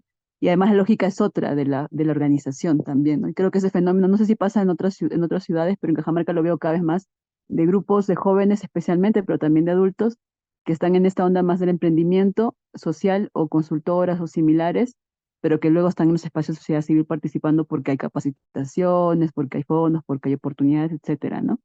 Y, y bueno, esa reflexión sobre esas formas de participar que está viendo ahora y cómo también el activismo se ha vaciado a veces de posición política, de formación política, o que no ha habido incluso, ha habido un vacío desde originariamente, o muy poco, muy escasa formación política, y más bien se habla de voluntariados hoy en día, ¿no? Voluntariado de esto, voluntariado del otro, sin una ideología, sin una posición o causa como podríamos tener las militancias sociales antes, ¿no? Bueno, hasta ahí me quedo, perdón, que hayan sí tocado muchos puntos. Muchas gracias, Rosario. Eduardo, te damos el pase. A ver, sí, ya, pongo la pantalla también. Ahí está, ya. Sí, bueno, gracias por las preguntas y los comentarios. Rosario, Sonia, gracias.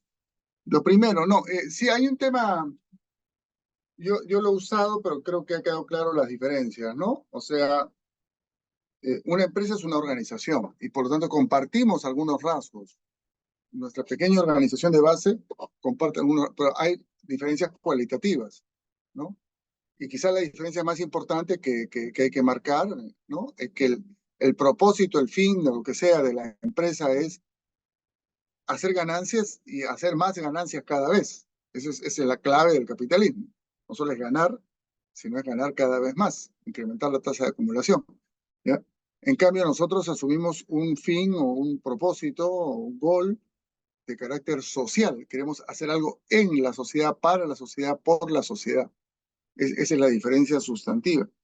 ¿Hay cosas que podemos aprovechar? Sí, hay cosas que podemos aprovechar, utilizar, aprender, ¿no es cierto?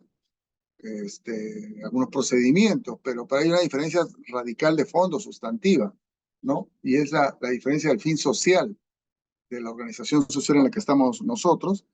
Y no solo es el fin social, sino de que nosotros, al hacer las cosas, las hacemos no solo en función de ese fin, sino inspirados por ese fin.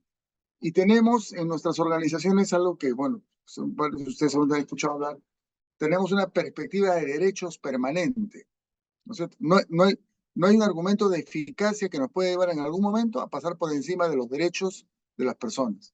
Los derechos de las personas están por encima de los argumentos de eficacia. Esa es la diferencia entre la empresa capitalista y la organización social.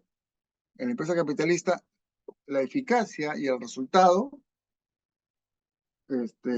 permite pasar por encima de los derechos de la persona.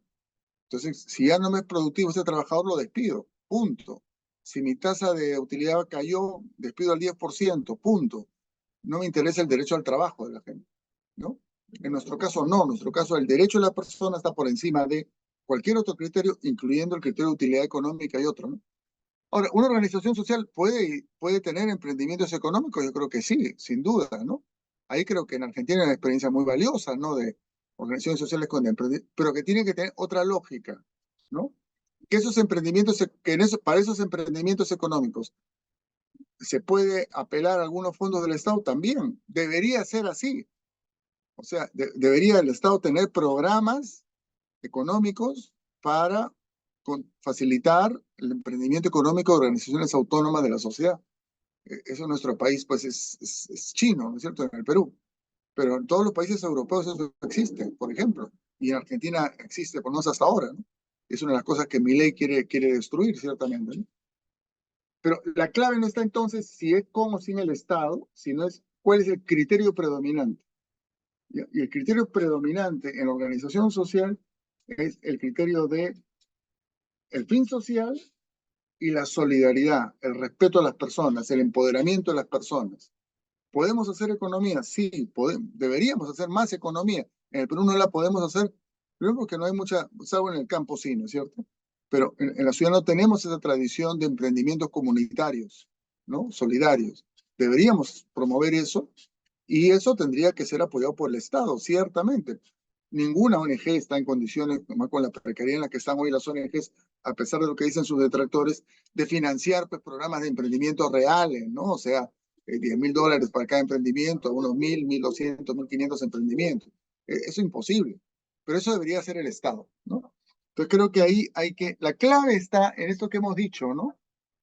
Tenemos que tener muy fuerte, muy clara la misión, el rol, el propósito de la organización y tenemos que alimentarlo, tenemos que debatirlo y tenemos que, si queremos transitar en una organización social a comenzar a hacer actividad económica, eso hay que discutirlo a fondo, no hacerlo por puro pragmatismo. Apareció una convocatoria del municipio, nos metemos ahí, ¿no?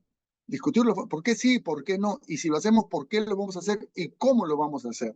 En función de nuestros objetivos, de nuestra lógica, de nuestro propósito, ¿no? Y no nos vamos a dejar subsumir por los criterios del emprendimiento más capitalista, digamos, ¿no? Entonces creo que ese es un asunto importante. Creo que en las dos preguntas aparecía eso, ¿no? Y en las dos intervenciones. Y hay tecnologías, hay metodologías que podemos tomar y usar, sí, como hay metodologías muy propias. Yo creo que, por ejemplo, bueno, Sonia lo mencionó, hay que recuperar con mucha fuerza algo que se ha debilitado en los últimos años en el Perú, que es la enorme tradición de educación popular que hemos tenido y la cantidad de herramientas, métodos, estrategias de educación popular que hemos desarrollado durante décadas en el Perú, en sindicatos, en cooperativas, en el campo, en el mundo estudiantil, en el mundo laboral en general, etcétera, ¿no? Yo creo que eso habría que hacerlo. Y el tema de horizontalidad y jerarquía, horizontalidad y organización, creo que ahí se pueden encontrar fórmulas, ¿no? Sí, o sea, tenemos que darle lo máximo de horizontalidad en la discusión, en el debate, ¿no? En el intercambio. Por una vez tomar una decisión, tenemos que organizarnos para ejecutarla de la manera más eficaz y eficiente posible, y con los menores costos posibles. Y la desorganización tiene costos graves, serios, ¿no? Y lo he dicho varias veces, quizás algunos de ustedes me han escuchado, y yo lo sentí con mucha fuerza. Yo estuve muchos años fuera, en Bolivia, después regresé al Perú en la década pasada, y me encontré con una dinámica de conflicto. Bueno, la había seguido, por supuesto, pero verla ya en directo es otra cosa, ¿no? Conflictos sociales que muy fácilmente terminaban en 5 o 6 muertos, ¿no? O sea, en el Perú, en la década del 10 y en esta última, bueno, ya eso después ha escalado a niveles ya monstruosos en estos últimos 2 años, ¿no? Pero por un estudio de impacto ambiental mal hecho, terminaba habiendo un conflicto que desbordaba y terminaba con muertos, ¿no? Y mucho de eso tenía que ver con el carácter espontáneo de esos conflictos, con la ausencia de dirección en esos conflictos. Y yo, disculpen, ponía la comparación, y creo que es una comparación irrefutable. En otros tiempos, los movimientos sociales con conducción política han tomado, en Puno se tomaron 800.000 hectáreas en el segundo gobierno de García, entre los años 87 y 88, y hubo 2 muertos, con Sendero a un lado y la contrainsurgencia al otro. ¿Por qué? Porque era un proyecto estructurado, organizado, planificado. Este año estamos celebrando, vamos a reconmemorar 50 años de las tomas de tierras de Andahuaylas. Se tomaron 38 haciendas. En el curso de una semana, ¿no? Se movieron miles de campesinos y campesinas en pleno gobierno militar. El gobierno militar no le usaban para nada estas tomas que eran autónomas, ¿no es cierto? Y hubo 2 muertos en esas 38, y uno de ellos por un hacendado y otro por un accidente, en realidad, ¿no es cierto? ¿Por qué? Porque había dirección, había planificación. La dirección y la planificación son factores que protegen la vida. Cuando no hay eso, los movimientos fácilmente desbordan. Entonces está bien, la radicalidad es positiva y legítima, pero cuando no hay organización, fácilmente desborda y se producen enfrentamientos más allá de lo factible, ¿no es cierto? De lo factible. Intentar tomar un aeropuerto no es cualquier cosa, pues. Y si se quiere hacer, hay que hacerlo bien, ¿no es cierto? Y probablemente hay formas de hacerlo bien. Pero si es simplemente llegar ahí y meterse por el muro, ¿no es cierto? Es simplemente ponerse a tiro de quienes han ido a matar, además, porque hay gente, hay policía, militares que fueron efectivamente a matar. Entonces, en fin, estoy yendo a otro tema, pero a lo que voy es a que hay que buscar el equilibrio entre la horizontalidad, la democracia, la consulta, la participación y la eficacia en la implementación de la decisión. Y la eficacia implica tener niveles de decisión muy claros, ¿no? Y también disciplina frente a esas decisiones, ¿no? Y si alguien, si en el momento correspondiente, el que está a cargo de la decisión dice nos retiramos, pues nos retiramos. Porque si seguimos ahí nos van a masacrar. Y nosotros no queremos que haya masacres. No somos como Sendero, que quería promover masacres para de esa forma desenmascarar al enemigo, ¿no? Que eso lo decían además explícitamente en sus documentos. No queremos preservar la vida en cualquiera de sus dimensiones. Yo creo que ese punto es muy importante, y conforme los movimientos continúen desarrollándose en el Perú, en este contexto en el que estamos, de esta dictadura práctica que tenemos y las características que tiene, esos factores van a ser muy importantes, ¿no? Para cómo reconstruir eso es toda una discusión, todo un proceso, pero hay que acelerarlo, ¿no? Hay que acelerarlo. Hasta ahí en esta primera respuesta a estos interesantísimos comentarios. Gracias. Perfecto, estimado Eduardo. Hay 2 preguntas. Voy a proceder a leerlas para que se pueda responder. La primera es de Juan Capurro. En las organizaciones comunitarias, sindicales y políticas, donde se suman grupos diversos, pero de acuerdo en algún mínimo, programa mínimo o valores operacionalizados. Pero la urgencia de reaccionar a coyunturas requiere confianza. Pregunta, por ende, ¿cómo reducir la dispersión? Porque a esas decisiones del liderato están en el límite del programa mínimo. Esa es la primera pregunta. Y luego la compañera Tané menciona, algo que sucede mucho en los colectivos y colectivas en las cuales ella participa es en el sentido manejarnos de manera horizontal, que ha funcionado bien en las dinámicas de propuestas, debates y escucha. Pero también esa forma de manejo ha llevado a que para algunos procesos, acciones, las responsabilidades queden al aire y terminen siendo resueltas en el camino. ¿Cómo se podría trabajar en ese sentido de horizontalidad, pero que ayude al proceso de asumir procesos? Esas son las 2 preguntas, estimado Eduardo.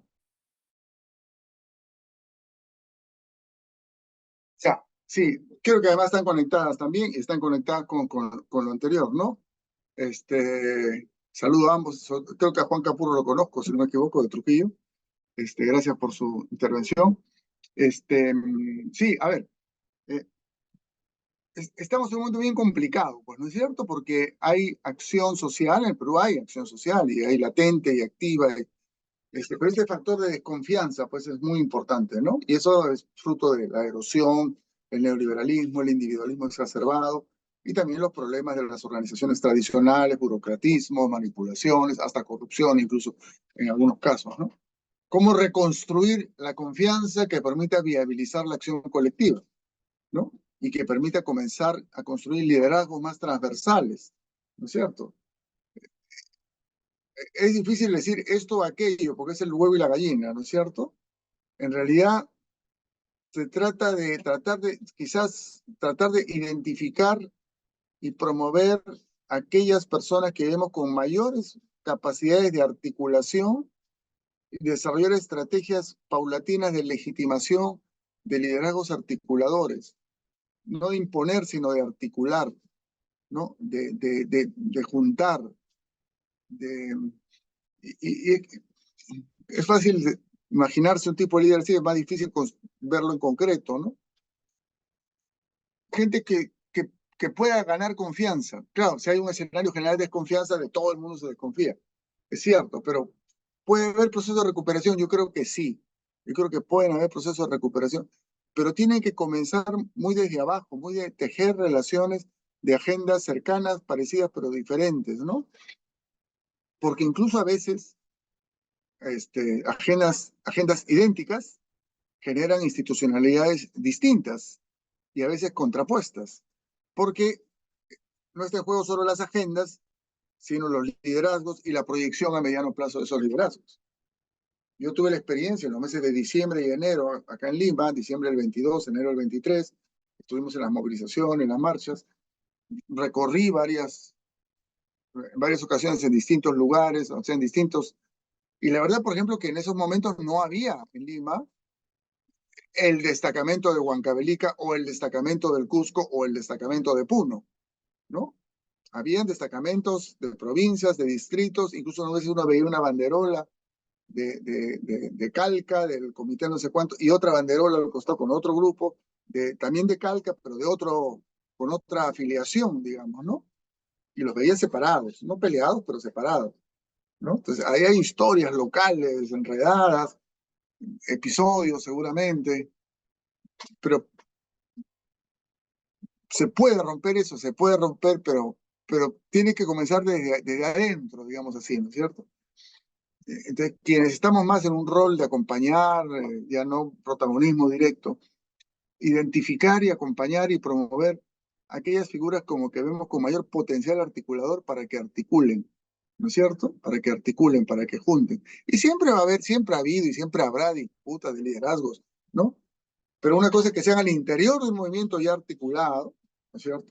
Y otra cosa es que sean entre movimientos que no terminan de articularse, ¿no? Cada uno marcha por su cuenta, ¿no? Eso me parece, ¿no? O sea, creo que ahí hay un tema de construcción de liderazgos y apostar a determinado tipo de liderazgos articuladores y proponer pedagogías de la articulación que partan de lo concreto, que acerquen lo concreto, lo concreto, ¿no? Y lo mismo lo que se decía en la segunda pregunta, ¿no es cierto? La horizontalidad es muy importante, no hay que perderla. No es cierto, a veces se ha hecho una caricatura, ¿no? De las fases anteriores de los movimientos sociales y de las izquierdas en particular, ¿no? Que eran movimientos sociales o izquierdas cerradas, autoritarias. Había ciertamente gestos y actitudes de ese estilo, pero había mucha democracia, mucha discusión, y la gente no atracaba así nomás con las cosas, ¿no?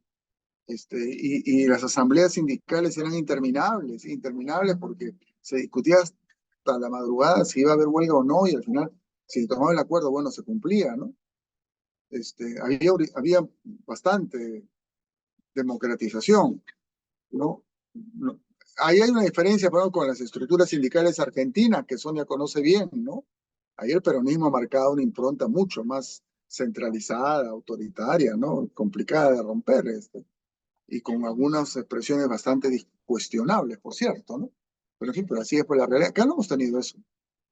Cuando se quebró la hegemonía del APRA en los movimientos sociales, lo que apareció luego fue bastante desordenado, hubo algunos factores de orden y nunca terminó de cuajarse pues una estructura así centralizada, autoritaria. Pero en fin, pero eso ha sufrido mucho, ha entrado en crisis y hoy día estamos recomponiendo. Y la horizontalidad es muy importante, la capacidad de discutir, de intercambiar, ¿no? Pero si a eso no le añadimos un componente de organicidad, ¿no es cierto? De estructura, flexible, renovable, que se cambia todos los meses si es necesario, que se evalúa permanentemente, ¿no es cierto? Que no cristaliza en estructuras cerradas. Si no le añadimos un nivel de institucionalidad, no vamos a tener éxito en los movimientos, ¿no? Y nosotros no vamos a tener éxito, sino incluso ponemos en peligro los movimientos.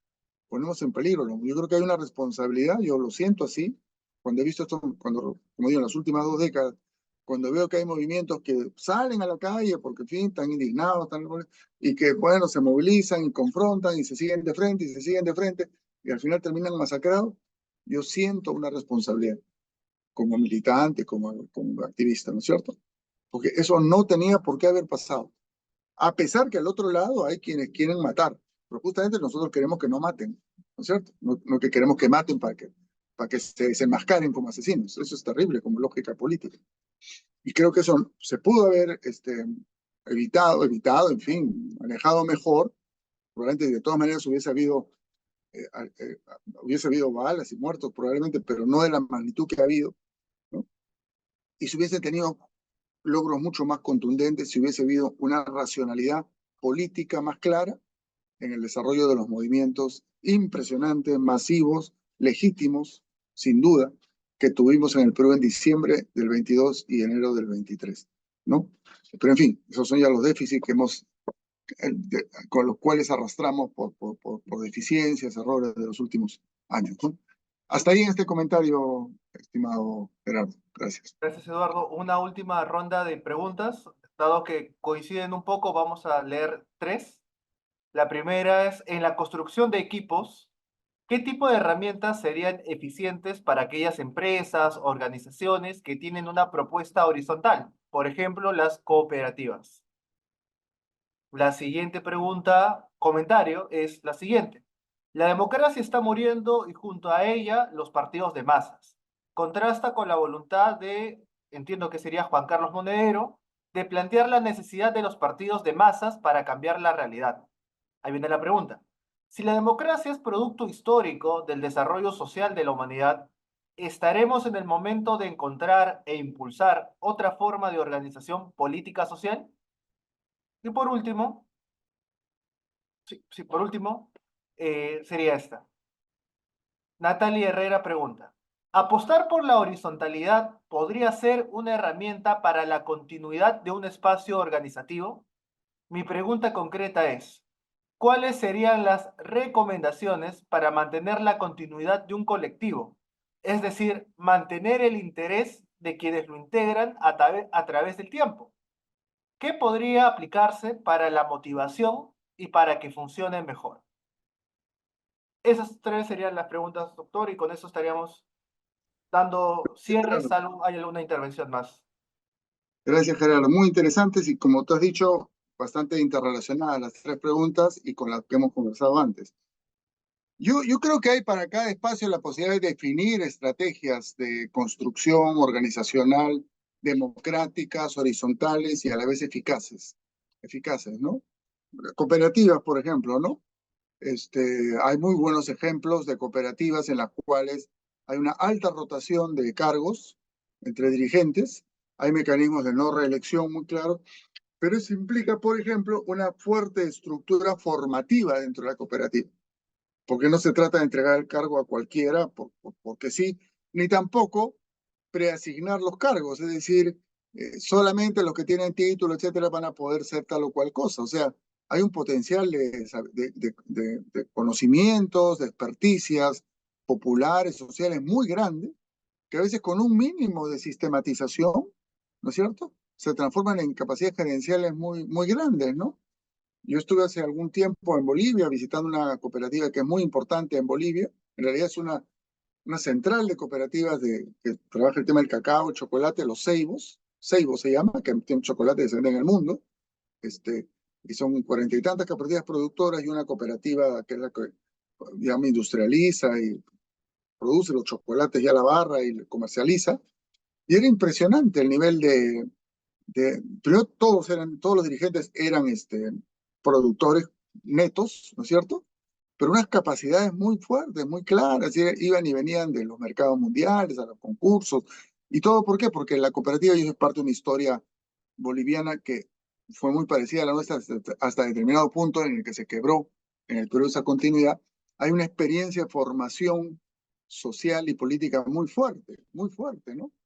En fin, no voy a entrar al detalle de eso, ¿no? Entonces yo creo que el tema de formación, de formación no es de transmisión de conocimientos, sino de interaprendizaje, de capacitación paulatina, de procesos de promoción al interior de las estructuras, ¿no? Permitiría tener, ¿no? Una estructura que es eficaz, que tiene niveles de jerarquía, tiene gerente, subgerente, lo que sea. Esa cooperativa tenía su gerente, ¿no? Y bueno, y sigue para adelante. Un ejemplo que yo conozco relativamente, quizás algunos se lo conoce mejor, no estoy, de repente estoy exagerando, pero yo pondría como ejemplo la cooperativa Los Andes, aquí, que está, su sede es Chalhuahuacho, pero en realidad atiende todos los Andes Sur y tiene sus oficinas principales en Abancay y en Apurímac. Chalhuahuacho es una comunidad ahí de Apurímac y la lidera que es el resultado de un programa de crédito que hizo una ONG en el campo hace un montón de años, que después tuvieron que decir qué hacer con el programa, y ellos decían, nos hacemos cooperativa, y se hicieron cooperativa y son un banco regional muy importante, ¿no? Y su gerente general es un líder campesino, ¿no? El que conocemos de las tomas de tierras de Andahuayla, justamente, ¿no? Y lo hace muy bien, y tienen asambleas, cosas, y en fin, tiene todo un esquema de participación que me parece a mí es replicable, ¿no? Seguramente tiene también sus limitaciones y todo, porque no es un modelo que en el Perú se aliente, al contrario, es un modelo que está permanentemente siendo atacado, desalentado. Entonces creo que es posible pensar en estructuras muy horizontales y a la vez funcionales, si es que hay procesos formativos muy intensos que permiten una socialización de las habilidades, de las capacidades y por lo tanto van a permitir una alta rotación de las responsabilidades, de las jerarquías, ¿no? Lo que burocratiza una institución es cuando las jerarquías se comienzan a cerrar sobre sí mismas, ¿no?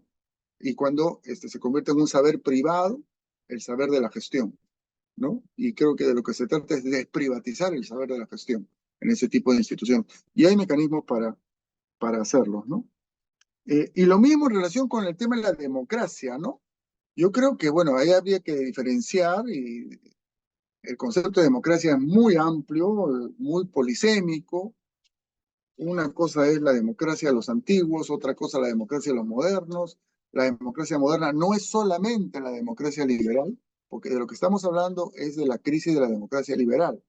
Esta democracia basada en la división de poderes, en la elección vía el voto individual, ¿no es cierto? Los partidos como intermediarios, el parlamento como el gran espacio de representación de la sociedad. A mi manera, todo ese teclado ya fue.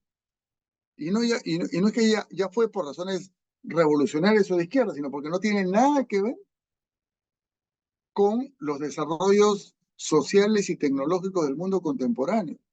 El simple hecho de que pensemos que vamos a elegir a 100, 120 o 150 personas para que hagan leyes sobre cualquier cosa, para que sean miembros de cualquier comisión indistintamente, para que presidan, y el que hoy es presidente de la Comisión de Agricultura, si su partido negocia bien, el próximo año va a ser presidente de la Comisión de Energía Atómica, y el siguiente año va a ser presidente de la Comisión de Culto y de Religión, si es que hay, ¿no es cierto?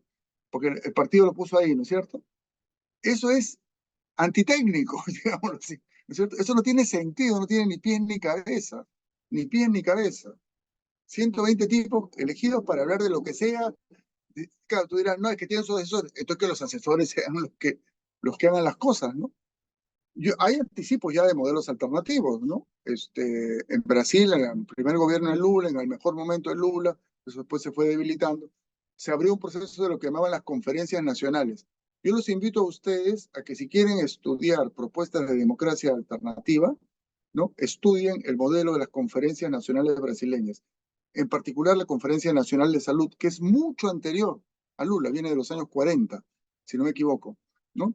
Que son procesos de construcción de políticas públicas desde la base de la sociedad, en eventos, conferencias provinciales, estatales y nacionales, que al final definen una propuesta para la salud, que no termina siendo ley necesariamente, podría serlo quizás, pero que se convierte en un referente casi obligatorio para los parlamentarios.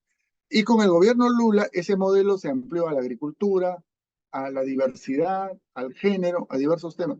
No han llegado a tener el volumen y el impacto de la conferencia de salud que movilizan millones de personas, y como digo, es mucho anterior al gobierno Lula, pero eso es un proceso de construcción en el cual los líderes sociales, los especialistas en los temas y los partidos políticos van construyendo políticas públicas, ¿no? Ese modelo me parece mucho más democrático y mucho más actualizado que esta idea de un congreso de 120 personas que hablan de lo que sea, que pueden estar este año en la Comisión de Salud, el próximo año en la Comisión de Medio Ambiente, al siguiente año en la Comisión de Economía, ¿no es cierto? Y terminan haciendo tonteras, pues, ¿no? Tonteras, cuando no barbaridades, pues, sobre todo cuando hay intereses ya ocultos, ¿no? Entonces, yo creo que el modelo de democracia liberal ya fue, la democracia como tal sigue siendo un valor sustantivo y hay que reimaginarla, ¿no es cierto? Y los partidos hay que repensarlos también. Partidos de masas, de ciudadanos, ¿no es cierto? Diría yo, de masivos de ciudadanos, y hoy día se podrían tener estructuras de consulta pues mucho más cotidianas, ¿no? Podríamos tener debates con miles de personas vía las redes sociales bien estructuradas sobre los temas y ahí ir detectando cuáles son las corrientes de opinión, discutiendo las propuestas, enriqueciéndolas, ¿no es cierto? Y eso vale para el partido en su vida interna como vale para el país, ¿no es cierto? Hubo un partido, un conjunto de partidos europeos que aparecieron con esta idea de incorporar fuertemente las tecnologías de la comunicación a la democracia. Después han tenido su declive. Uno de ellos se llama el Partido Pirata, no sé bien por qué. Pero ahí habían ideas interesantes que, al margen ya de la crítica que podemos hacer desde el pensamiento crítico, el socialismo, lo que sea, la democracia liberal.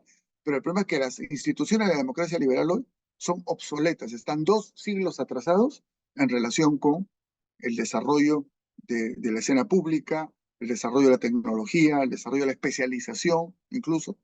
Una comisión de agricultura, si es que hubiese una comisión, tendría que ser integrada por los especialistas en la agricultura de los partidos, en una proporción similar al voto que han tenido en las elecciones seguramente, pero que sean ellos mismos directos y los representantes de los empresarios agrarios y los representantes de los trabajadores agrarios. Alguien dirá, eso es corporativismo. Bueno, no estaría mal, de repente algo de eso también hay que recuperar. Dicho sea de paso, en la década del 20 en el Perú, y eso lo estamos viendo en otros espacios, ¿no?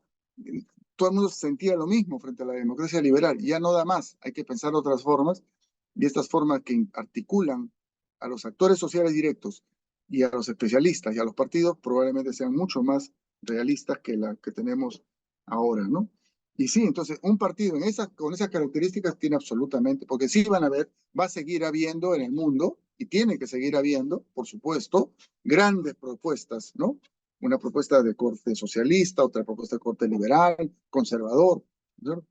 Obviamente hay que buscar excluir, más que legalmente, creo yo, por otro mecanismo, buscar marginar del debate público a los partidos extremos, que son autoritarios, fascistoides o lo que fuere, ¿no? Pero grandes propuestas, pero esas propuestas tienen que articularse de manera mucho más fluida con los representantes de los intereses directos en la sociedad y combinar mejor los niveles de especialización, de conocimiento especializado con los niveles de saber que vienen de los actores directos, ¿no? Agricultores o trabajadores o profesionales de la salud o maestros o lo que sea, ¿no? Entonces, eso sobre esta relación entre democracia, partidos, ¿no? Y como digo, yo creo que la democracia liberal ya fue, y no porque yo sea marxista, socialista, que lo soy, sino porque ya no tiene, ya es obsoleta. Son instituciones del siglo XVIII. Incluso el Parlamento viene del siglo XVII. Bueno, viene de antes, pero el Parlamento inglés sería el primer Y eso ya no funciona, ni aquí, ni en Inglaterra, ni en Suiza. No solo es por la mala calidad de los parlamentarios peruanos y por la penetración que hay en intereses oscuros, sino porque la misma institución ya no corresponde al desarrollo de lo que llamaríamos las fuerzas productivas contemporáneas, ¿no? Y bueno, el tema que ha tratado la última compañera, muy importante, cómo mantener vivas organizaciones más pequeñas, colectivos, ¿no es cierto? Y yo insisto en mi primer punto de mi cuadro, ¿no es cierto? La clave es la motivación en torno al propósito, en torno al fin, ¿no es cierto? Si mantenemos eso vivo, si mantenemos eso actualizado, si lo mantenemos vigente, si lo mantenemos presente en la escena pública, ¿no es cierto? Eso hace que el colectivo se reproduzca, ¿no? Se reproduzca, porque es un tema que atrae, es un tema que se renueva, es un tema que responde a una expectativa. Si el fin, el propósito termina siendo un cliché, ¿no? Un cliché, y lo que hacemos es rutinario, es lo mismo todos los días, esa organización va a terminar muriendo. Va a terminar, como le ha pasado, se está pasando lamentablemente a algunas o varias ONGs, ¿no es cierto? Que un poco se han olvidado del fin, del propósito inicial, tienen sus proyectos, hacen sus cosas, ¿no es cierto?